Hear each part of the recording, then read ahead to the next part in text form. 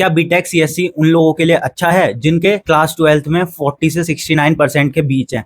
इस टॉपिक के बारे में आज मैं बात करने वाला हूं, क्योंकि मेरे से बहुत सारे बच्चों ने पूछा है, भैया मेरे इतने कम परसेंटेज हैं, क्या मुझे प्लेसमेंट मिलेगा? ये वीडियो मोस्ट इंपॉर्टेंट होने वाली है उन लोगों के लिए, आपके सारे डाउट्स क्लियर हो जाएंगे। तो इस वीडियो को ध्यान से देखना, स्टेप बाय स्टेप चलूंगा हर चीज पर। सबसे पहले आते हैं एडमिशन पर। अगर तुम्हारा एडमिशन नहीं हो रहा है, अगर कोई यूनिवर्सिटी नहीं ले रही है, तो थोड़ा सा पेशेंस रखो, किसी ना किसी कॉलेज यूनिवर्सिटी में हो जाएगा, इतनी ज़्यादा टेंशन लेने की बात नहीं है।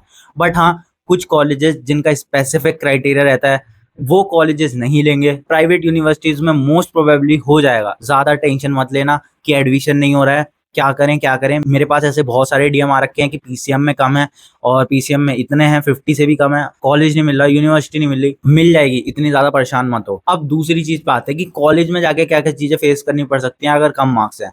सबसे पहले, क्या कॉलेज में कोई मजाक उड़ाएगा? कॉलेज में किसी तरह के हमें कॉन्सिक्वेंसेस फेस करने पड़ सकते हैं? ऐसा कुछ नहीं है यार, कोई मजाक नहीं उड़ाता। अगर उड़ाते भी हैं तो भाई अपने मार्क्स थोड़े से आगे पीछे करके बोल दो, कोई इतने ज़्यादा वेरीफाई नहीं करता, तो इतनी ज़्यादा टेंशन लेने की बात नहीं है उस चीज़ की भी कि क्या कोई मजाक उड़ाएगा, क्या हमें कोई बुली करेगा, उसकी भी इतनी ज़्यादा प्रॉब्लम नहीं है। अब थर्ड चीज़ पे आते हैं, क्या हमसे बीटेक की पढ़ाई हो जाएगी? क्या हम कर पाएंगे बीटेक सीएससी की पढ़ाई? क्या हम कर पाएंगे इलेक्ट्रिकल मैकेनिकल इन सब में?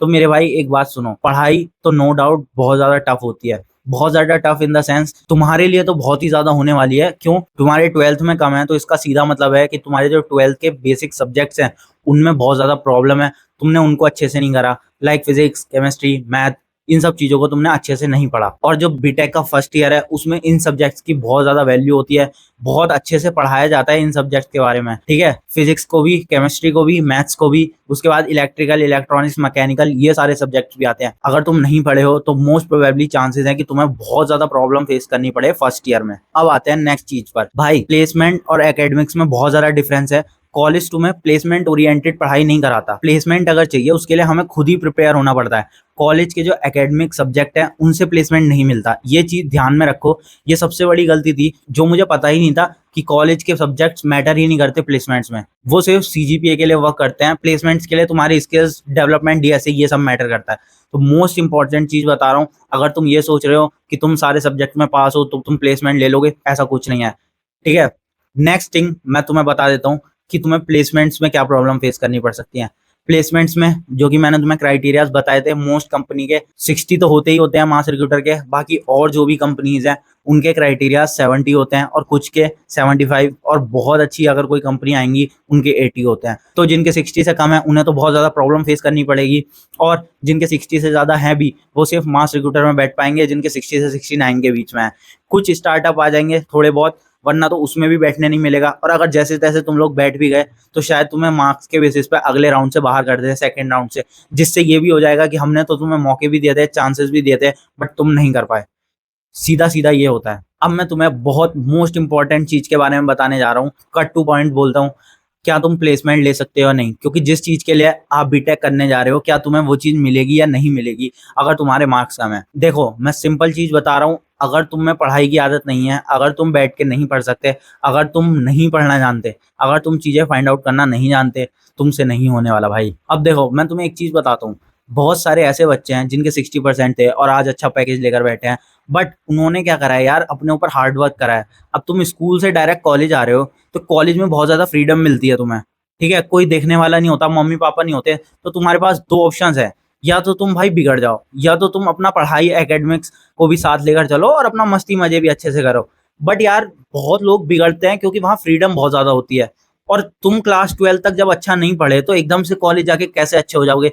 कॉलेज में तो और ज़्यादा चैलेंजेस फेस करने होते हैं, और कुछ लोग क्या करते हैं, उन चैलेंजेस को देखकर ही गिव अप कर देते हैं। और जब वो गिव अप करते हैं ना, उनके घर पे बताने की हिम्मत नहीं होती कि यार हमने तो गिव अप कर दिया, हमसे पढ़ाई नहीं हो पा रही, अब 4 साल बाद जब डिग्री खत्म होगी तो तब देखेंगे क्या सीन चल रहा है। तब बहुत ज़्यादा प्रॉब्लम आ जाती है। इस सिनेरियो में क्या होता है, मम्मी पापा के पैसे भी वेस्ट जाते हैं, उनकी एक्सपेक्टेशंस भी वेस्ट जाती हैं, और तुम अपनी लाइफ में बहुत बुरा फंस जाते हो कि भाई उम्र बढ़ती जा रही है, कुछ कर नहीं रहे, इंडिपेंडेंट होना है। इसका सॉल्यूशन क्या है भाई? पहले तो अपने आप से बात करना कि भाई मुझे पढ़ना है, मुझे करना है। क्योंकि अगर तुम बीटेक सीएससी कर रहे हो उसमें भी हार्ड वर्क है, या और किसी जगह जा रहे हो उसमें भी कंपटीशन प्लस हार्ड वर्क दोनों ही चीज़ें हैं, तो भाई कभी ना कभी तो तुम्हें लाइफ में ये फेस करना ही पड़ेगा। और अगर तुम अर्ली एज में फेस कर लोगे ना, लाइक जब तुम क्लास 12 12th में हो, फर्स्ट ईयर में हो, कॉलेज के 3rd 4th ईयर तक पढ़ाई करते आ रहे हो, तब तुम्हें अगर पढ़ाई की आदत लग गई तो तुम लाइफ में सक्सेसफुल हो जाओगे। बट अगर तुम एक बार ग्रेजुएशन कंप्लीट कर लेते हो और तुमने पूरी लाइफ अपनी ऐसे बिताई है जैसे तुम पढ़े ही नहीं है, थोड़ा थोड़ा पढ़े, तुम्हें आदत नहीं है बैठने की, फिर कुछ नहीं कर पाओगे, क्योंकि एकदम से आदत नहीं बनती ब्रो।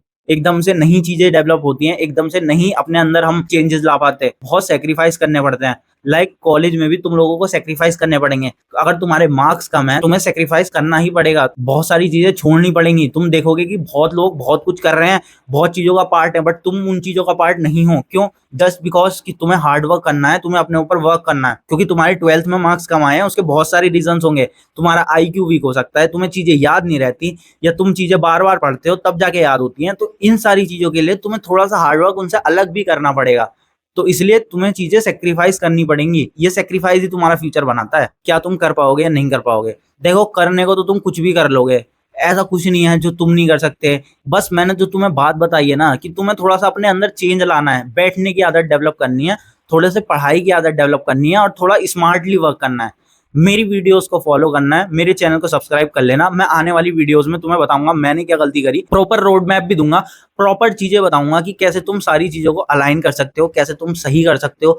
हर एक चीज के बारे में डिटेल में बताऊंगा, बट करना तो तुम्हारा काम है भाई, करोगे तो तुम ही। क्योंकि एज अ बड़ा भाई मैं तुम्हें बता सकता हूँ कि ऐसे ऐसे करना, ऐसे करना, बट जब तक तुम में वो आदत नहीं है, जब तक तुम बैठोगे नहीं, जब तक तुम्हें बैठने की आदत नहीं है, तब तक कुछ नहीं होगा। देखो, मैं तुम्हें बहुत सिंपल वर्ड्स में बता रहा हूँ, एक टॉपर में और एक तुम में बस पता है कितना डिफरेंस है। उसमें बैठने की आदत है और तुम में नहीं है। ये चीज मैंने रियलाइज करी है। मेरे 55% थे 12th में, तो मेरे में और उस बच्चे में पता है क्या डिफरेंस था? सिर्फ वो बच्चा अपने आप को टाइम देता था, पढ़ता था, और मैं चीजें जल्दी जल्दी करने की कोशिश करता था। मैं सोचता था अरे हो ही नहीं रहा, छोड़ो, बंद कर दो, गिव अप।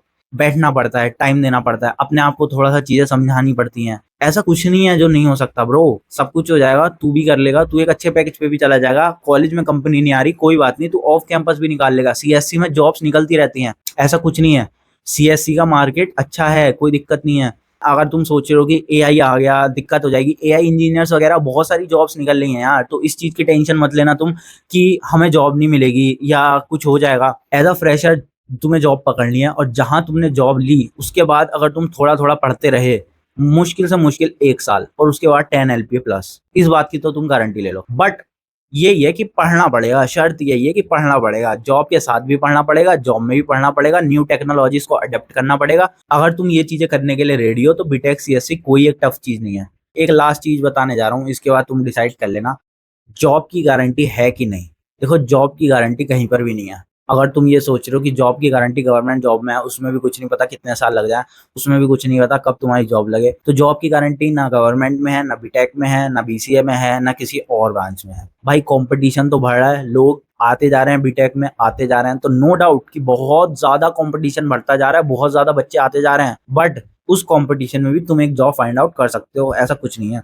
अब मेरी अगली 2 वीडियो ऐसी रहेंगी, जिसमें पहली वीडियो तो रहेगी क्या क्या मैंने गलती करी एज अ फ्रेशर, जो तुम्हें नहीं करनी, और उससे अगली ये रहेगी जो कि मैं प्रॉपर रोड मैप देने वाला हूँ। ठीक है, तो चैनल को सब्सक्राइब जरूर कर लेना। बाकी इस वीडियो को यहीं एंड करता हूँ, छोटी सी वीडियो है, होपफुली आपको डिसीजन लेने में हेल्प करे।